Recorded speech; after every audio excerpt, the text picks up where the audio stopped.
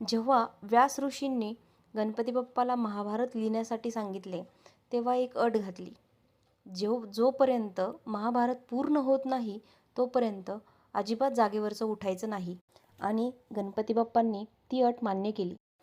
महाभारत लिहित असताना लेखणी 2 ते 3 वेळेस तुटली. आता लिखाणामध्ये वितुष्ट येईल असं त्यांना वाटलं, पण त्यांनी त्यांचा दात काढला आणि दाताची लेखणी करून त्यांनी लिहायला सुरुवात केली. सतत 10 दिवसाच्या लिखाणानं गणपती बाप्पाला ताप आला होता. तरीही ते जागचे उठले नाहीत.